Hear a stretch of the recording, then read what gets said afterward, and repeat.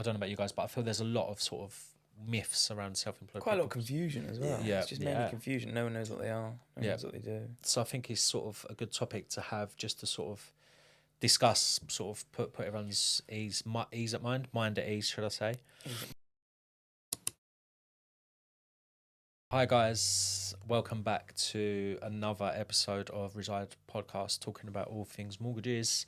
What we're going to talk to you about is the wonderful world of self-employed, which includes contractors, because I just feel, I don't know about you guys, but I feel there's a lot of sort of myths around self-employed Quite a lot of people. confusion as well. Yeah. It's just mainly confusion. No one knows what they are. No one knows what they do. So I think it's sort of a good topic to have, just to sort of discuss, sort of put everyone's ease at mind at ease, should I say? Ease at mind. We'll start sort of with the basics. Darren, what are lenders looking for if you're self-employed?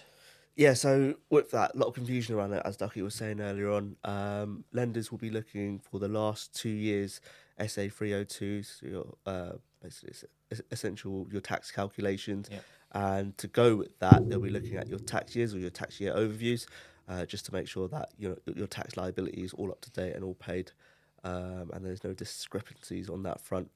In a nutshell, that's what they'll be looking for. Again. Not to overcomplicate it, but there is a couple of lenders out there that would accept just 1 year's as well. But yeah, we could probably touch on that a little bit later down the line. Yeah, no, definitely. Where do you get them documents from that Darren said, Ducky? Accountant, if you've got an accountant. Otherwise, the HMRC website, you can log in and download those documents from your government gateway. Government gateway, good old HMRC. And then Ducky, so obviously what the lenders do with those two documents, obviously, what does a tax calculation show and how does a lender assess that? So tax calculations will show the amount of money you've declared and paid tax on, which is what lenders will lend against. So typically speaking, if you're a limited company, they'll be looking at your salary drawn, any dividends you've drawn, and they can also look at net profit as well. It's not all three of them, it's usually just two of them. And they'll use that as a multiplier for how much you can borrow, basically.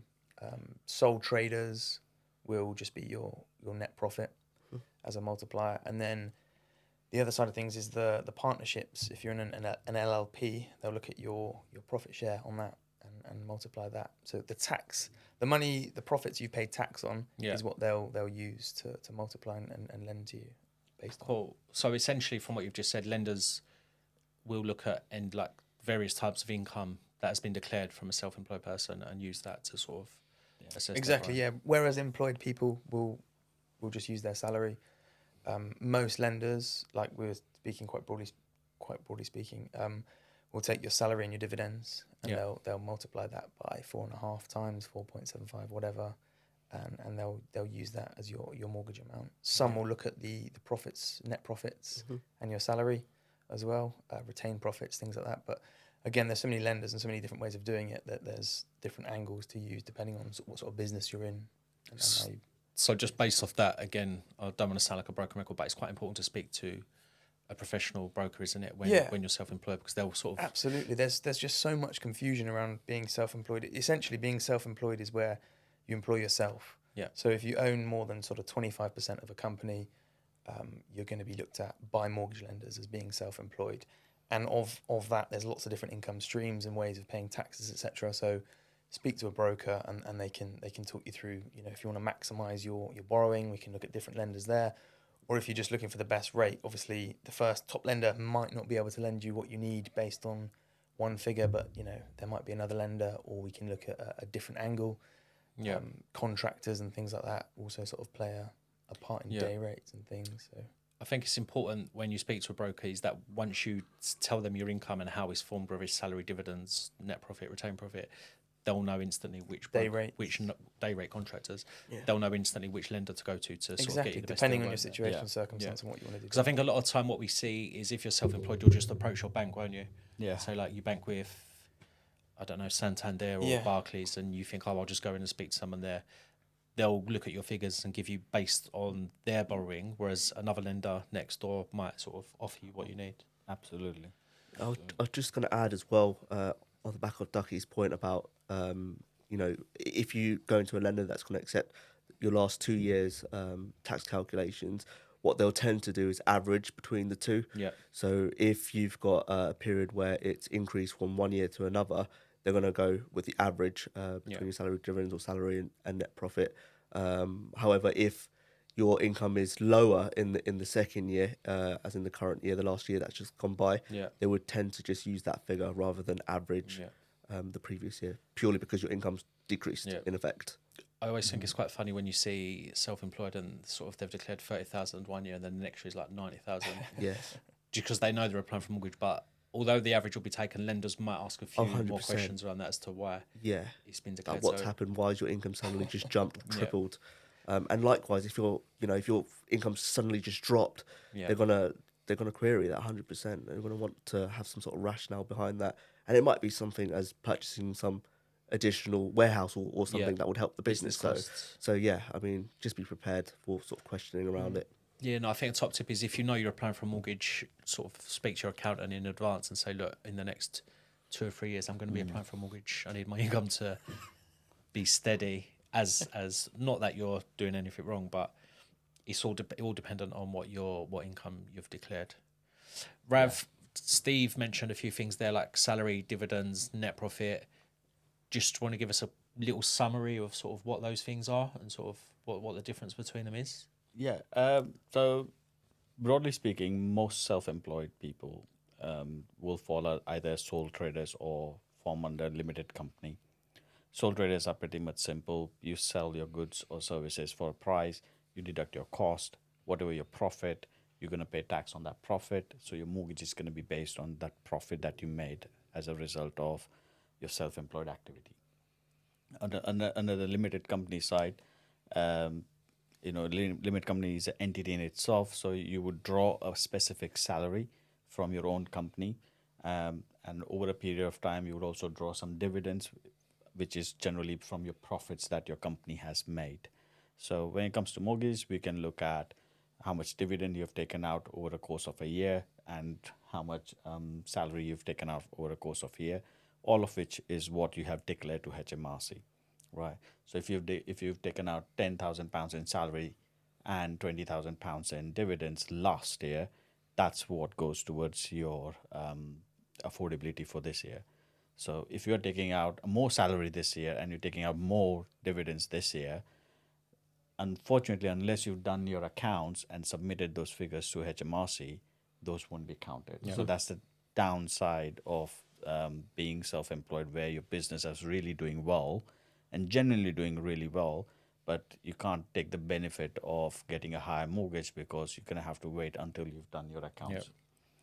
Sadly, that's the downside of being self-employed.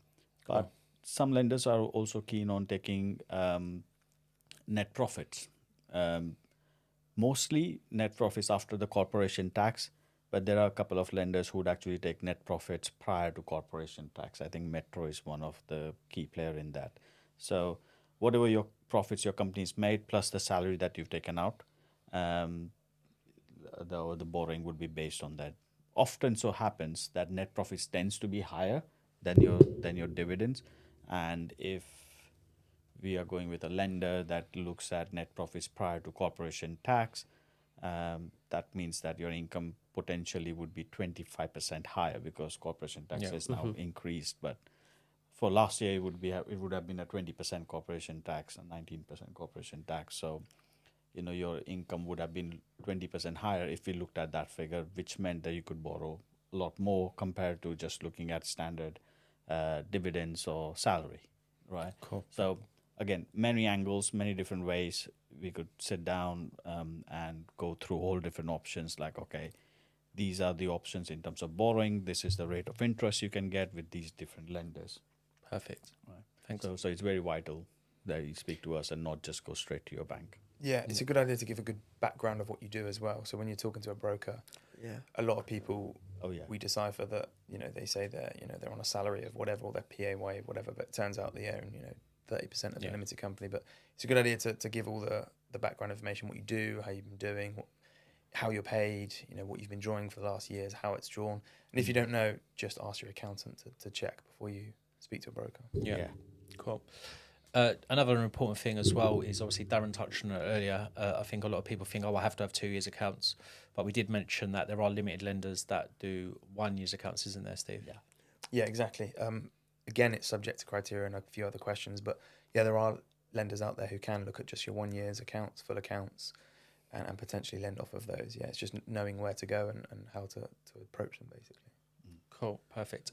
Another element of self-employed that we see, which is treated slightly differently, is day rate contractors, isn't it? Yeah. Sort of is quite a big market in the UK, sort of people working on day rate contractors. Steve, is it easy to sort out a mortgage for a day rate contractor? I think so, because there aren't a huge amount of options. There's a few lenders who do it incredibly well. Yeah. And a lot of people get bogged down with the sense that they're either paid via something called an umbrella company or they're set up as a limited company. But essentially, if you're paid a day rate and you've been doing it for a certain amount of time, you've got some good experience in it, then that day rate can be used. There's a certain calculation where it's usually times 5 times 46. Yeah. And that figure can be used by quite a few lenders, and they'll lend against that figure rather than needing to go through 2 years of accounts, etc. Because it could be that you've got a few years experience in your field, and to be more tax efficient for yourself or whatever, you go as a day rate contractor, and you're stung because you think, oh, I'm self-employed now. Yeah. I need 2 years accounts, but you don't. You can work off that day rate in some cases. Yeah. I think obviously just to go back to that calculation, so times 5 times 46, so it's your day rate times 5, which gives you your weekly salary, and they times it by 46 weeks. It's not 52 because they shave off a bit of time for annual leave and stuff. Exactly. Like that. No one works 52 weeks of the year, do they? Apart from us. And then another, just briefly I'll touch on, is we see a lot of confusion around sort of builders, CIS construction workers. Yeah. They're sort of self-employed as well, but obviously if you've got 13 weekly pay slips, we've got a lovely lender that can sort of help you out with that. I think another thing that's important about when you speak to a broker is the deposit bandings as well for self-employed, because sometimes you know how lenders work, you might not have a credit score, but if you increase your deposit you can maybe borrow a little bit more as well. Yeah. So it's good to sort of there was a speak to period broker. where to get a mortgage as a self-employed applicant you had to have a 15 or 20% deposit, didn't they? But that's kind of coming back to normal a bit now. I think that was all thanks to lovely COVID, wasn't it? Sort of lenders got a bit spooked about self-employed because some bright people decided to shut down the economy for 2 years. Cool, perfect. Anything else? I think so. Just to wrap up, tips to take from that is, again, as always, be prepared, be organised, have your ducks in a row. I think gathering evidence as well is quite crucial, isn't it? As long as you've got your tax returns done in a timely manner, if you're a contractor, you've got copies of your last 12 months contracts sort of and pay slips, like any evidence that you can provide to show that you're earning income and it's hitting your bank account. So it's good to have that in a row. And again, speak to a broker or Reside, and sort of they'll guide you through the process and sort of make sure one thing I'd say is you might not get the best deal or rate, but you'll get borrowing that you need for your circumstances. Yeah. Cool. Sweet. Thanks, guys. Guys.